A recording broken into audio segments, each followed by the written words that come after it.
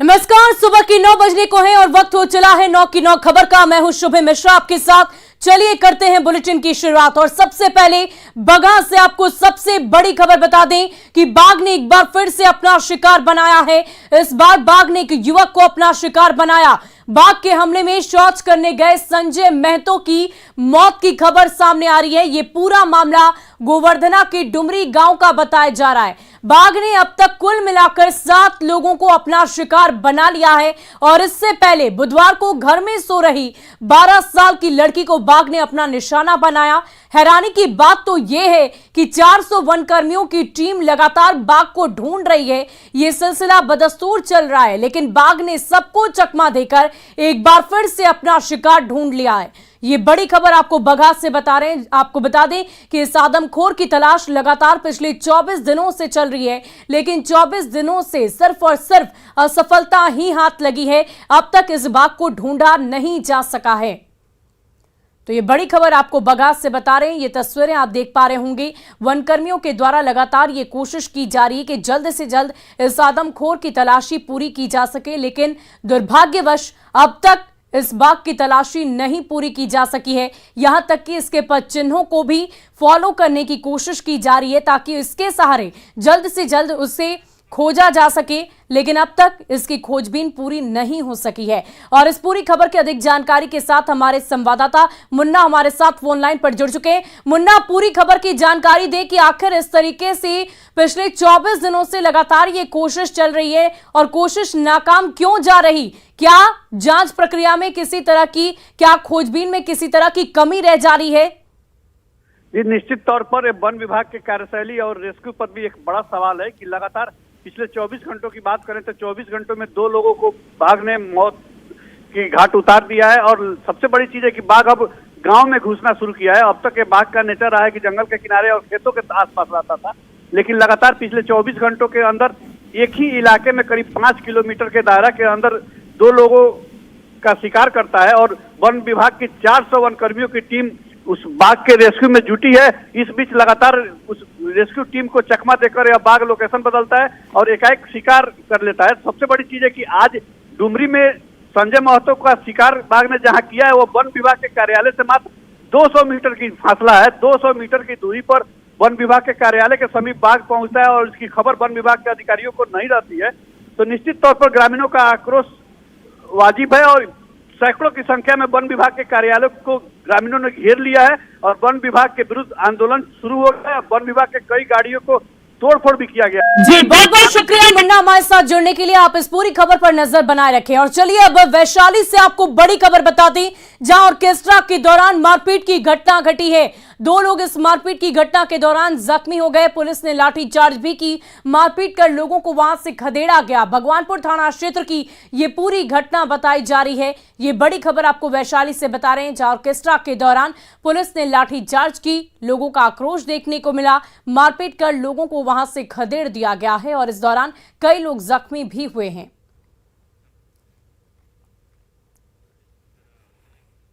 वहीं वैशाली में मुआवजे को लेकर 11 घंटे तक हाई वोल्टेज ड्रामा देखने को मिला। दरअसल गैस लीक मामले में 3 लोगों की मौत मामले में अब तक मुआवजा नहीं मिलने से लोग काफी नाराज थे। यह घटना 28 सितंबर की बताई जा रही है। आग में 5 लोग झुलसे, जिन्हें अस्पताल पहुंचाया गया, लेकिन 3 लोगों के इलाज के दौरान मौत हो गई। वहीं जब जांच के लिए स्थानीय सीओ और बीडीओ पहुंचे तो लोगों ने उन्हें बंधक बना लिया। करीब 11 घंटे तक यह हाई वोल्टेज ड्रामा चलता रहा। फिर भी आपदा प्रबंधन की तरफ से परिवार को 60,000 रुपए का तुरंत मुआवजा दिया गया, जिसके बाद लोगों ने दोनों अधिकारियों को मुक्त किया। गैस सिलेंडर फटने की वजह से दुर्घटना हुई थी। उन्हें पीड़ितों को समय पर मुआवजा मिल जाए और जो घायल हैं उनका उचित इलाज हो जाए, इसके लिए हम लोग यहाँ आए थे। आदमी जो घायल है वो बेटर ट्रीटमेंट के लिए लोग मांग कर रहे हैं। कितने देर से हैं सर यहाँ पे? हम तो अभी 12 बजे से 12 बजे से मामला हल नहीं हुआ? अरे वही उसी में तो हम लोग बैठे हुए हैं। क्या मांग है ग्रामीणों का? उनका बेटर ट्रीटमेंट। और देखिए मुजफ्फरपुर से आपको बड़ी खबर बता दें, जहां दवा व्यवसायी का शव घर में फंदे से लटका हुआ मिला है। यह घटना मिठनपुरा थाना इलाके की खादी भंडार कैंपस की बताई जा रही। मामले की जानकारी पर पुलिस मौके पर पहुंची और मामले की तफ्तीश कर रही है। वहीं कुछ लोग पड़ोस की महिला पर हत्या का आरोप लगा रहे हैं। स्थानीय लोगों की माने तो महिला ने अपने रिश्तेदार के साथ मिलकर दवा व्यवसायी की हत्या की घटना को अंजाम दिया। फिलहाल पुलिस दोनों पहलुओं पर जांच कर रही। आरोपी महिला को भी हिरासत में लिया गया है और लगातार पूछताछ की जा रही है। सामने थे, आई बगल वाले में एक औरत थी जो अपने भतीजा के किसी को बुलाई है, वो आया है और मारपीट किया है। मारपीट करने के बाद ये मर गए हैं। उसके बाद पुलिस आई थी, डीएसपी साहब, थाना प्रभारी सब लोग आए थे। सब लोग अपना बयान लेकर। और देखिए बड़ी खबर आपको दुमका से बता दी, जहां दुमका में एक बार फिर पेट्रोल कांड को दोहराया गया। यहां सोती हुई छात्रा को मनचले युवक ने पेट्रोल डालकर आग लगा दी है। जनमुंडी प्रखंड के भालकी गांव की ये पूरी घटना है। इस घटना में लड़की 90% जल चुकी है। पीड़ित ने बताया कि दोनों के बीच करीब 1 साल से प्रेम प्रसंग का मामला चल रहा था, लेकिन प्रेमी राजेश राउत ने लड़की को धोखे में रखकर कहीं और शादी कर ली। वहीं पीड़ित को दूसरी जगह शादी से मना कर रहा था। साथ ही अंकिता मामले दोहराने की भी धमकी दे रहा था।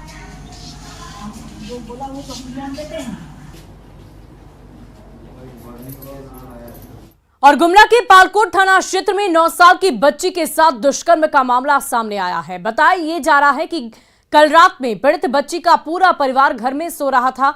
तभी आधी रात को पड़ोसी और आरोपी दीपक नायक अपनी पत्नी को दशहरा मेले में खोजने की बात कहकर बच्ची को साथ ले गया और एक स्कूल के पास ले जाकर बच्ची के साथ दुष्कर्म किया।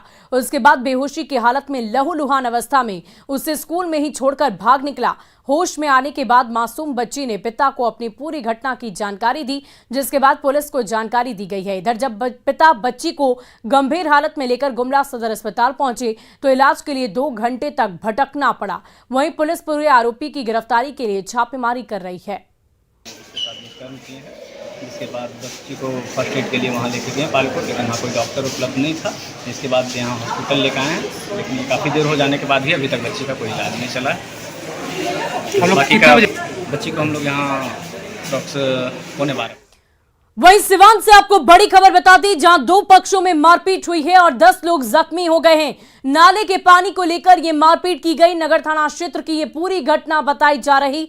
अंबेडकर नगर की ये पूरी घटना है। ये बड़ी खबर आपको बता रहे हैं, जहां पर लोगों के बीच झड़प हुई है और इस झड़प के दौरान कई लोग जख्मी पाए गए हैं। अंबेडकर नगर की ये पूरी घटना बताई जा रही है। नाले के पानी को लेकर विवाद हुआ, 2 पक्षों में जमकर मारपीट हुई। और देखिए बिहार में मानसून की वापसी में अभी देरी है। हवा में नमी बढ़ने से मानसून एक बार फिर से एक्टिव हो गया है और अगले 4 दिनों तक बिहार में बारिश को लेकर अलर्ट जारी किया गया। अक्टूबर के पहले सप्ताह में सामान्य से 91% ज्यादा बारिश हुई है। तो बिहार में मौसम का मिजाज बदला सा नजर आएगा। अगले 4 दिनों के लिए मौसम विभाग की तरफ से अलर्ट जारी किया गया है। अगर आप भी घर से बाहर निकल रहे हैं तो सचेत रहें, सावधान रहें। मौसम के मिजाज को देखते हुए ही घर से बाहर निकले। बिहार से मानसून की वापसी में अभी और वक्त लग सकता है। मौसम विभाग की माने तो हवा में नमी की वजह से अगले 4 दिनों तक राज्य के कई जिलों में बारिश की संभावना बनी हुई है, जिसको लेकर मौसम विभाग ने अलर्ट भी जारी कर दिया है। दरअसल दक्षिण पूर्वी हवाओं के जरिए बिहार में काफी मात्रा में नमी आ रही है, जिसकी वजह से बारिश जो है उसकी संभावना बनी हुई है और मानसून की सक्रियता भी बरकरार है। दरअसल मौसम विभाग ने अनुमान लगाया था कि 10 अक्टूबर तक बिहार से मानसून की वापसी हो जाएगी, लेकिन नमी की वजह से देरी हो रही है। और आईएमडी की आधिकारिक सूत्रों की माने तो अक्टूबर के पहले सप्ताह में बिहार में सामान्य से 91% अधिक बारिश दर्ज की गई है। यानी 1 अक्टूबर से 6 अक्टूबर के बीच में बिहार में 44.6 मिलीमीटर बारिश हुई है। सामान्य तौर पर इस अवधि में 23.4 मिलीमीटर तक बारिश होती रही है। कुल मिलाकर अच्छी बारिश मानी जा रही है, लेकिन जो मानसून की वापसी का जो वक्त है अक्टूबर के 10 तक जो कहा गया था, फिलहाल उसमें देरी हो सकती है। इधर 4 दिनों तक बारिश को लेकर फिर से अलर्ट जारी किया गया है और लोगों से सावधानी बरतने की अपील भी की गई है। कैमरामैन दीपक के साथ रजनीश कुमार, न्यूज़ 18। और देखिए मुजफ्फरपुर से इसी बीच बड़ी खबर आपको बता दें, जहां ट्रक से शराब की खेप बरामद की गई। 50 लाख से ज्यादा की ये शराब जब्त की गई है। शराब माफिया और ड्राइवर फरार बताया जा रहा है। अहियापुर थाना क्षेत्र में ये बड़ी कार्रवाई की गई।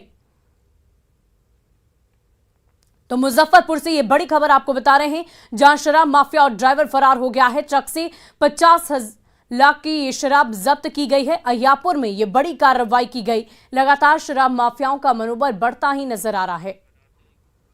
और देखिए, शेखपुरा में दुर्गा पूजा में अश्लील डांस का वीडियो तेजी से वायरल हो रहा। सोशल मीडिया में वायरल हो रहे वीडियो कसार थाना के बरूना गांव का बताया जा रहा। वायरल हो रहे इस वीडियो में भोजपुरी गीत पर डांसर ठुमके लगा रही हैं और मौके पर मौजूद युवाओं की भीड़ झूमती गाती नजर आ रही। हालांकि न्यूज़ 18 इस वायरल वीडियो की पुष्टि नहीं करता, लेकिन प्रशासन की रोक के बाद भी इस तरह के आयोजन से प्रशासनिक व्यवस्था पर सवालिया निशान खड़े हो रहे हैं।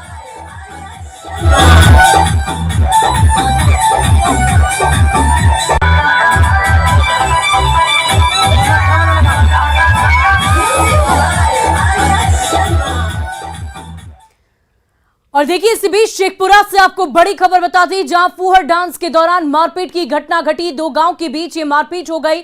महोली के 2 युवक जख्मी हो गए। घटना के बाद तनावपूर्ण माहौल है। कसार के बरूना गांव की ये पूरी घटना बताई जा रही है। तो ये बड़ी खबर, जहां डांसर्स के डांस के दौरान झड़प हुई और 2 युवक गंभीर रूप से जख्मी हो गए। अलग अलग गांव के ये 2 युवक बताए जा रहे हैं। घटना के बाद स्थिति तनावपूर्ण बनी हुई है। और मुंगेर में दशहरा के दौरान अश्लील डांस का वीडियो सोशल मीडिया में तेजी से वायरल हो रहा। वायरल वीडियो श्यामपुर थाना के अग्रहन गांव का बताया जा रहा है। सोशल मीडिया में वायरल हो रहे वीडियो में डांसर भोजपुरी गीतों पर ठुमके लगाती नजर आ रही है और मौके पर मौजूद भीड़ शोर मचा रही है। न्यूज़ 18 इस वायरल वीडियो की पुष्टि नहीं करता, लेकिन दशहरा में इस तरह का आयोजन प्रशासन के आदेश का उल्लंघन ही तो है।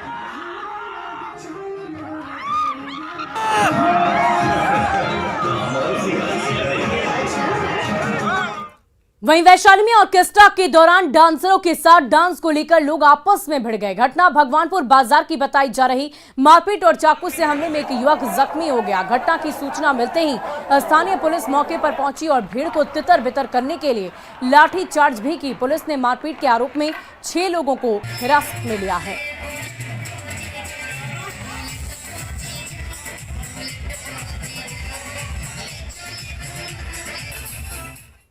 और देखिए, मुंगेर के जमालपुर में प्रतिमा विसर्जन का अद्भुत नजारा देखने को मिला। करीब 8 किलोमीटर दूर गंगा जी में विसर्जन के लिए ट्रॉलियों को सजाया गया और धूमधाम से माता की विदाई की गई है। प्रतिमा विसर्जन के दौरान श्रद्धालुओं की भारी भीड़ नजर आई। विसर्जन के दौरान निकली झांकियां देखने के लिए सड़क किनारे काफी भीड़ लगी रही।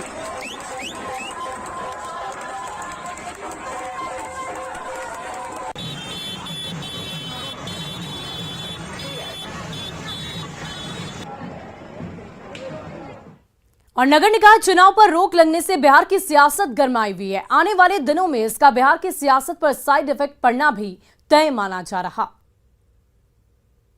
ये जो उपचुनाव, जो बिहार विधानसभा का जो उपचुनाव 2 सीट पर होने जा रहा है, इस पर हमारे पार्टी के सर्वमान्य नेता का विशेष अधिकार होता है उस पर निर्णय लेने का। लेकिन हम समझते हैं कि वो एनडीए, हमारे जो महागठबंधन के जो तमाम लीडर हैं, वो लीडर से बात करके जल्द ही तय कर लिया जाएगा कि कौन लोग लड़ेंगे।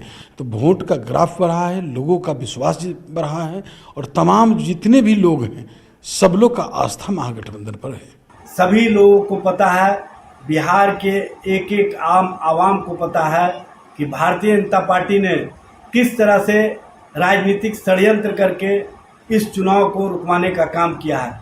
इसमें भारतीय जनता पार्टी जिस तरह की राजनीतिक साजिश की है, वो स्पष्ट रूप से अब सड़कों पर भी दिख रहा है। भारतीय जनता पार्टी राजनीति के लिए जिस तरह का खेल खेला है, उसके बारे में बताने की आवश्यकता नहीं है। निकाय चुनाव को बाधित किया गया जानबूझकर। सरकार की मंशा नहीं थी चुनाव कराने का, जिसमें अति पिछड़ों को आरक्षण देना था आयोग बना करके। और ये सरकार अति पिछड़ा विरोधी सरकार है। नीतीश कुमार जब से लालू यादव के साथ गए हैं सरकार में, तब से जो है से वह भी अपना चेहरा बेनकाब कर लिए और अति पिछड़ों के खिलाफ हो गए हैं। और सीएम बने तो जो कमिटमेंट था, वह कमिटमेंट एनडीए के साथ रहे हों, एनडीए के अलग रहे हों, लगातार उनका कमिटमेंट सोशल जस्टिस के प्रति है। भारतीय जनता पार्टी के लोग श्रेय लेना चाहते।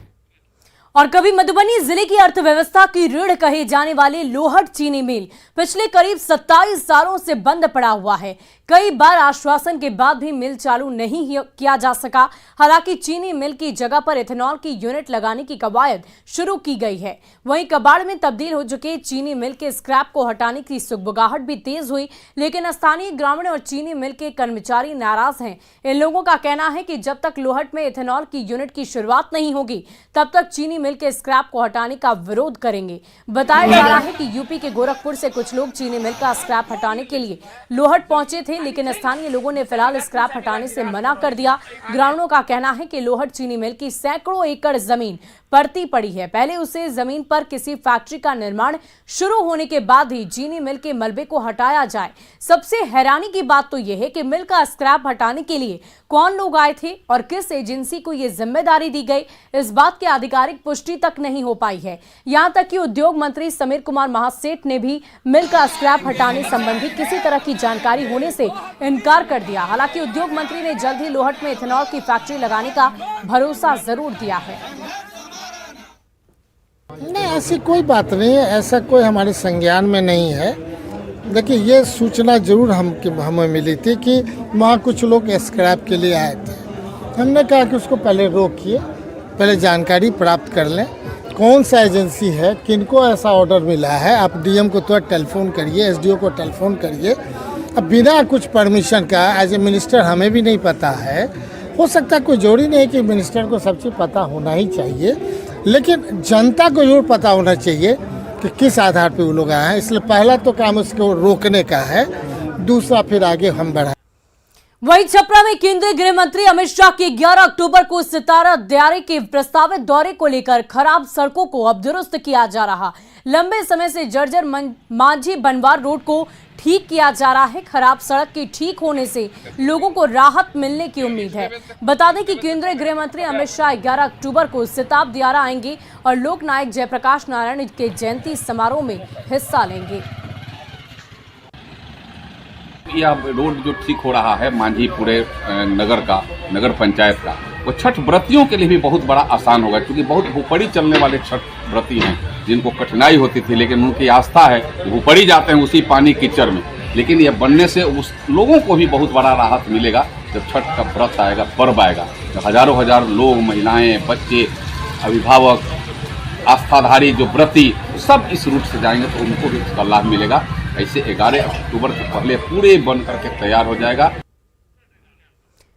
वहीं आरजेडी प्रवक्ता मृत्युंजय तिवारी ने कहा है कि साल 2024 में विपक्ष के सभी दल मिलकर लंका का दहन करेंगे। मृत्युंजय तिवारी का सीधा इशारा केंद्र सरकार की ओर है, जिसमें वो 2024 में बीजेपी को केंद्र की सत्ता से हटाने की बात कर रहे। दरअसल रावण दहन के मौके पर पटना के गांधी मैदान में आरजेडी नेताओं की गैर मौजूदगी के सवाल पर मृत्युंजय तिवारी ने यह बड़ा बयान दिया है कि सभी नेता 2024 की तैयारी में लगे हैं। आरजेडी प्रवक्ता के इस बयान पर पूर्व मंत्री और बीजेपी एमएलसी सम्राट चौधरी ने निशाना साधा। सम्राट चौधरी ने कहा है कि आरजेडी ने तो खुद अपने अध्यक्ष यानी कि लालू प्रसाद को ही रावण बना दिया।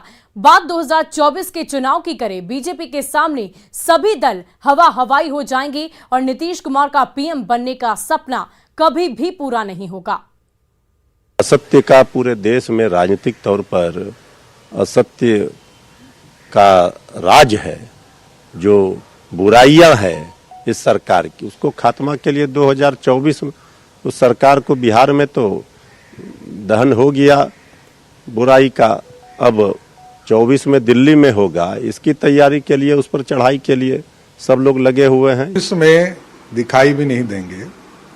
24 का चुनाव ना राष्ट्रीय जनता दल कहीं दिखाई देगा, और नीतीश बाबू का सपना कि जो ये पलटू कुमार जी हैं, ये जो सपना देख रहे हैं प्राइम मिनिस्टर बनने का, वो सपना ही रहेगा।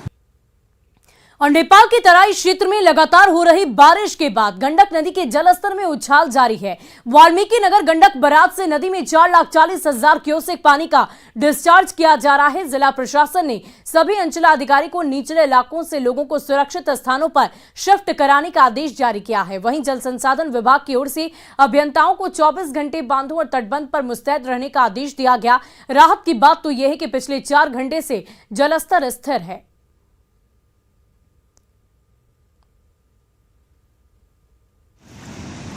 तो गंडक नदी में ये भारी उफान देखने को मिल रहा है। ये तस्वीरें देखकर आप आकलन कर सकते हैं कि किस प्रकार से नदी का प्रभाव कितना ज्यादा तेज है। अचानक से ही 4,40,000 क्यूसेक पानी का डिस्चार्ज गंडक नदी में किया गया, जिसके बाद से इंजीनियर्स को, जिलाधिकारी को ये अलर्ट जारी किया गया है कि वो आसपास के इलाकों में जो लोग रह रहे हैं उन्हें दूसरे सुरक्षित स्थान पर उन्हें ले जाएं ताकि वो सुरक्षित रह सके।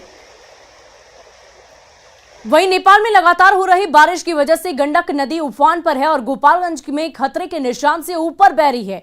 पथरा छरकी के पास नदी के बांध पर दबाव बढ़ गया है। जल संसाधन विभाग के अधिकारी बांध की लगातार निगरानी कर रहे और लोगों से सुरक्षित जगहों पर जाने की अपील भी कर रहे हैं। और अधिक जानकारी दे रहे हैं हमारे सहयोगी गोविंद कुमार। वाल्मीकि नगर बराज से 4.5 लाख क्यूसेक पानी डिस्चार्ज किए जाने के बाद गंडक नदी उफान पे है। इस वक्त ये तस्वीर है गोपालगंज के पतहरा छरकी का, जहां पर गंडक नदी का दबाव सीधे छरकी पर है। नदी में किस तरह से वेग है आप तस्वीरों में देख सकते हैं। यहाँ नदी का दबाव जो है वो पतहरा छरकी पर अधिक है और जो छोटी नाव है उसके परिचालन पर रोक लगा दी गई है। नाव को नदी के किनारे जो है बांध दिया गया है, लेकिन यहाँ के जो लोग हैं वो दहशत में हैं, क्योंकि इस बार का जो पानी है वो काफ़ी ज़्यादा है, क्षमता से अधिक है और 4.5 लाख क्यूसेक जो गंडक नदी में तबाही मचा सकती है। और यहाँ लोग जो है स्थानीय बात करते हैं उनसे, क्या स्थिति है नदी का भी? जी बहुत, नदी की स्थिति बहुत ख़राब है जी। आपने आकर के इसको जांच पड़ताल कर सकते हैं। कहाँ दबाव है इस वक्त जो है? पतहरा गांव के पास है जी, आमने सामने दबाव है जी। बहुत ज़्यादा स्थिति खराब है नदी का। यहाँ पे स्थानीय लोग हैं, कुछ और भी लोग हैं यहाँ पर बात करते हैं। क्या स्थिति है अभी नदी का? पानी ज़्यादा हो गया है? थोड़ा पानी बढ़ा है लेकिन अभी ठीक है। इससे अभी बांध का उतना कोई दबाव नहीं हो पाएगा, लेकिन इससे ज़्यादा बढ़ेगा। यहाँ जल संसाधन विभाग के जो एसडीओ हैं वो हैं, उनसे बात करते कितना नदी का दबाव इस वक्त तटबंध पे है। पतहरा छरकी पर दबाव है, किस तरह का ये दबाव है, क्या उपाय किया जाए? ये दबाव तो हम लोग इस साल ऐसा दबाव भी देख चुके हैं, जितना पानी हो इस साल पहले भी आ चुका है इतना, लेकिन अभी जो बढ़ेगा वो इस साल नहीं आया था। वो आया था वो अब इस साल का हाईएस्ट होगा। अभी ये डेंजर लेवल से 65 सेंटीमीटर तक ऊपर है, लेकिन 1 मीटर तक ऊपर जाने की उम्मीद है, जिसके लिए हम पूरी तरह तैयार हैं। तो तटबंध पे भी दबाव है, ग्रामीण जिसे बता रहे हैं जी। तो दबाव तटबंध पर दबाव है, लेकिन हम सिचुएशन लगातार मॉनिटर कर रहे हैं। जैसे ही हमें लगेगा कि खतरे की बात है वो हम तुरंत एक्ट करना स्टार्ट कर देंगे। वैसे अगर बात करें तो गोपालगंज के 6 प्रखंड है और 6 प्रखंड में तकरीबन 43 गांव है जो तटबंध के अंदर बसे हैं। इन गाँव में अब जो है पानी फैलने लगा है, लिहाजा प्रशासन की ओर से लोगों को एहतियात तौर पर अलर्ट जारी किया गया है। ऊँचे स्थानों पर जाने के लिए अपील की गई है। गोविंद कुमार, न्यूज़ 18 गोपालगंज। और भागलपुर में महज 1 घंटे की बारिश में पूरा शहर पानी पानी हो गया और नगर निगम के दावों की पोल खुलकर रह गई है। इस दौरान अलीगंज में विसर्जन के दौरान निकली प्रतिमा को लोगों ने रोक दिया था। ये लोग नाले का गंदा पानी सड़क पर आने से नाराज थे और प्रतिमा आगे ले जाने से इनकार कर दिया था और पहले सड़क का पानी सुखाने की मांग पर अड़े थे। बाद में प्रशासन की पहल पर विसर्जन जुलूस में शामिल लोगों को वहां से बस में बिठाकर आगे ले जाया गया और प्रतिमा को भी शांतिपूर्वक आगे बढ़ा दिया गया। नहीं जा पाई, जिसकी वजह से हम लोगों ने एक दूसरा तरीका निकालते हुए मूर्तियों का जो लोग हैं वो उन्हें बस में चढ़ा के आगे भिजवा दिए और बाकी जो मूर्ति हैं वो अपने स्थान से आगे निकल चुकी हैं। तो जल्दी ही यहाँ से एक टैंकर बुला दिया गया है जिससे पानी निकाल दिया जाएगा। और इसी बीच लोहरदग्गा से आपको बड़ी खबर बता दें, महिला से रेप मामले में कार्रवाई की गई है। दोनों आरोपी पुलिस वाले गिरफ्तार किए जा चुके हैं। आरोपी कमलकांत तिवारी और अजय बाड़ा गिरफ्तार किए गए। लोहरदग्गा पुलिस ने इन्हें गिरफ्तार कर लिया है। रेप पीड़ित महिला का रिम्स में इलाज चल रहा। सेरिंगदाग इलाके की ये पूरी घटना बताई जा रही है। तो ये बड़ी खबर आपको बता रहे हैं, दोनों ही पुलिसकर्मी इस वक्त गिरफ्तार किए जा चुके हैं। पीड़ित के विक्टिम के निशानदेही पर और अन्य साक्ष्यों के बयान पर 2 आरक्षी अजय बाड़ा एवं आरक्षी कृष्णकांत तिवारी को गिरफ्तार किया गया है। इस केस के लिए मतलब इन्वेस्टिगेशन ऑफिसर बनाया है डीएसपी हेडक्वार्टर्स परमेश्वर प्रसाद, और उनके द्वारा अनुसंधान की जा रही है विभिन्न बिंदुओं पर, और वो दोनों आरक्षियों पर कड़ी से कड़ी अनुशासनिक कार्रवाई की जा रही है। और फिलहाल इस बुलेटिन में अभी के लिए बस इतना ही, लेकिन खबरों का सिलसिला लगातार जारी है।